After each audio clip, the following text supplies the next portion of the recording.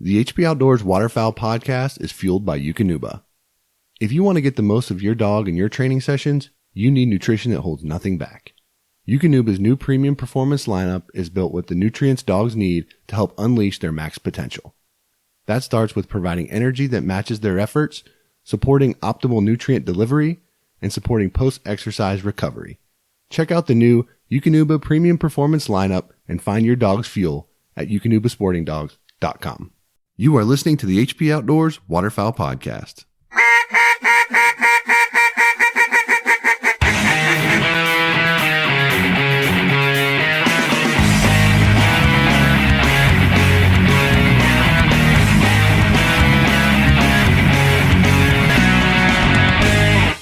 The HP Outdoors Waterfowl Podcast is powered by Cornerstone Gun Dog Academy. CGA is the world's most comprehensive online gun dog training resource. They've got over 160 instructional videos that includes everything you need to take your 7-week-old puppy to a finished gun dog. Visit cornerstonegundogacademy.com to sign up for the free preview module and begin your training journey today. Cornerstone Gun Dog Academy, the most advanced gun dog training resource on the web. Lifetime Decoys' new Flex Float Mallard decoys set the new standard for quality and durability in waterfowl decoys. An EVA foam, open bottom construction combined with patent-pended dual flow swim keel system allows for more movement and less wind, the ability to sit flat on ice and dirt, and virtually indestructible design which can be shot or otherwise punctured and still float. Each decoy weighs only 11 ounces with the self-righting keel weights removed or 19 ounces with the weights installed. Check them out today at lifetimedecoys.com.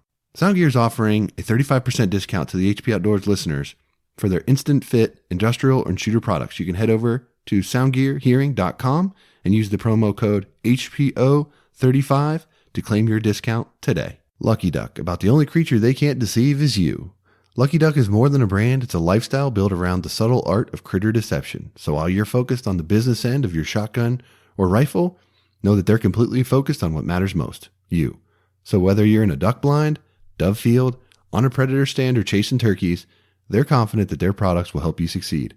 Check out their full lineup at luckyduck.com and keep up with their latest news by following them on Facebook, Instagram, and Twitter. All right, we are on to lesson 4 of module 3 of the Foundation to Waterfowl Hunting course brought to you by HP Outdoors. This is decoys and rigging. Man, decoys are the thing that probably come to mind most when duck hunters think about the gear that they're going to need to take to the field. They have visions of big trailers full of goose decoys or bundles of duck decoys hanging off the side of the UTV or whatever. All the things you see in the magazines, and it's very easy to get inundated with that and kind of spend a lot of time and money and energy on your decoy spread. And my recommendation for most guys is if you're just getting started, certainly go slow in this area. I mean, this could be a very expensive thing. It's great to pool your resources with buddies to buy a spread that you guys can all hunt over and things like that. But when you're going through this process and you're looking to build out your spread, obviously there's several things you need to consider. One of the major things is, what kind of hunting are you going to be doing most? Are you going to be primarily hunting fields? Are you going to be primarily hunting over water? A lot of that will determine which way you want to go with building out your spread first. So in the event you are looking to primarily hunt fields, as an example, whether it be duck or geese, you'll have lots of options to choose from to fit the bill here. It will range in cost and size and all of that good stuff, of course. But the most popular one that you'll find still probably to this day is full body decoys. There's a lot of different things configuration wise you can do with full body decoys. You can do painted decoys. You can do flocked, fully flocked. You can do inflatable full body decoys. You can do stuffers, where you're basically hunting over mounted birds, essentially, for the most realistic look. So there's lots of ways that you can go about creating a full body spread. With that comes varying price points or how durable the material is, or how careful you have to be with the decoys are to not scratch them. So consider all of those factors when you're making your choice. And if full bodies is the way that you go, obviously there is trade-off for the more cost-effective style of decoy. Some of the other things that are going to be very common for a field hunting situation are going to be silhouette decoys and socks. So socks are essentially nothing more than a Tyvek bag on a stick that blows in the wind. Silhouettes are a flat 2D decoy that present the appearance of motion to birds circling, because when they are not looking at the flat side of the decoy, for lack of a better term, the decoy essentially disappears and creates an illusion of movement for them on the ground. So those are two great options. They're both more cost effective than full body. They require less storage space. They're easier to transport in and out of the field if you don't have a trailer and things like that. So there's a lot of benefit to using those decoys, especially when you're getting started out. They're even great when you are established, and you can use them as fillers or building numbers to your spread, or some folks will still hunt just over silhouettes and socks. I mean, we know many that do. So you have lots of options if you choose to go that route. If you're now looking to hunt primarily over water, you'll have less options, because obviously your decoys need to be of the floater variety of some type. You've got your standard sort of plastic traditional decoy. You'll also have inflatable options that are great if you're a backpack style hunter that's going to be hiking into public land and small pockets and beaver swamps and things like that, off the beaten path. There's also foam filled decoys, where they're plastic exterior and then filled with sort of foam on the inside. And then, we've seen our friends over at Lifetime Decoys create a fully foam, sort of that croc material decoy that offers the best of both worlds, where it's durability versus weight and things like that. All these decoys can do the job. There's no question. It certainly will depend on your budget, your style of hunting, and what you're looking for out of the decoy. As an example, if you hunt divers where you're going to be shooting ducks low on the water, it's probably worth your money to invest in some sort of foam filled or foam material decoy, because that type of hunting environment puts your decoys in a more susceptible position to be shot inadvertently by your waterfowl load as you're shooting at birds as they approach your spread. So you certainly don't want to be sinking decoys every time you go out. So it makes sense to spend a little bit more money on a foam filled or a foam material style decoy. Whichever one you go, there will be benefits and drawbacks to both, whether it be on the cost side or the durability side or what have you. So weigh all of those things when you're starting out building your spread. And as you go, you can choose to be more diverse in the type and species and things that you choose, or you may just decide to stay cost effective and go with the lower scale of decoys. Either one will work, so long as you're, setting realistic spreads, hunting areas where birds want to be, and all the other things that come along with being a successful waterfowl hunter. But as far as generally speaking on decoys, we could probably do a whole separate course on just decoys and the styles and the way to deploy them and all of those things that go into that. But very high level, those are some of the different types that you'll want to consider when looking to build a spread.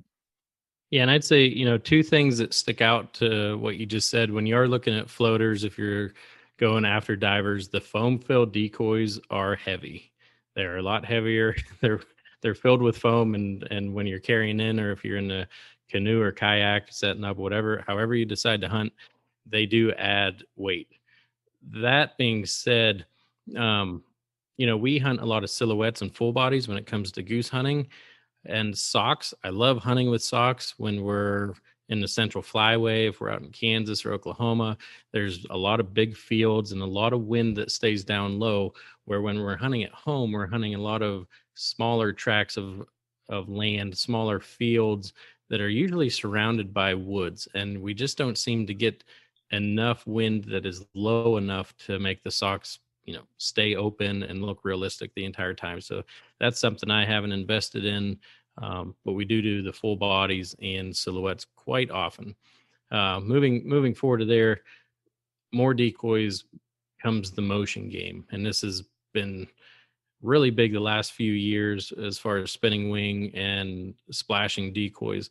Something you need to be aware of is not all states allow battery powered decoys. So make sure that your state allows it. There are alternatives to where there are wind powered spinning wing decoys. And here in Pennsylvania, just a couple years ago, we were allowed to use battery powered. So prior to that, we had just the wind powered decoys. Also, jerk rigs will give you quite a bit of motion, and we still utilize that on no wind or low wind days.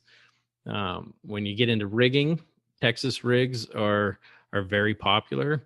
Uh, Usually used in shallow water. You're looking at 36-inch, 48-inch type lines on those. You can go to a strap and a standard weight. Those are deeper water. You can set those however deep you want. If you're hunting rivers, put 30 feet of line on it if you need to. J-hook weights, they're very versatile. And then if you're hunting diver ducks, you're looking at long lines, which is essentially a very long line weighted at both ends, and you clip the diver ducks in between. And fairly simple, but can become a mess very easily if you don't have a proper system down. So when you're out in the dark, that's definitely something you want to practice in the light before you go out and hunt, because you will end up with a tangled up mess that will make you not want to do that again. But that's a pretty good breakdown of decoys and rigging at a very high level. And like you said, we could have many podcasts just on this subject. Exactly. There's a lot to really cover in the decoy arena. And that's why I sort of preface this whole lesson with, this is an area where a new hunter can get overwhelmed quite quickly, just because of you see people running 10, 12 dozen decoy spreads in certain parts of the country. And when you look at what it costs to put a spread like that together, it can be a daunting thing at first. So take it slow, get the type of decoys that make sense for the type of hunting that you're going to be doing. And, go from there. And as you grow and your spread evolves, you'll have increased flexibility by adding motion and things like that Dan was talking about. So lots of good stuff to be covered and learned on decoys and decoys rigging. We've got plenty of episodes that we've done in the past about that. So definitely check out our website. You can do some keyword searches and find some episodes dealing with decoys over there at hpoutdoors.com.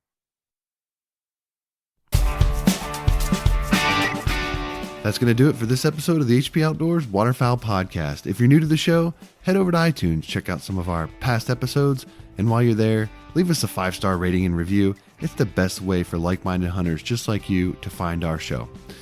Check us out on social media, check us out over at hpoutdoors.com, and anywhere you can find quality podcast content. That's going to do it for this week.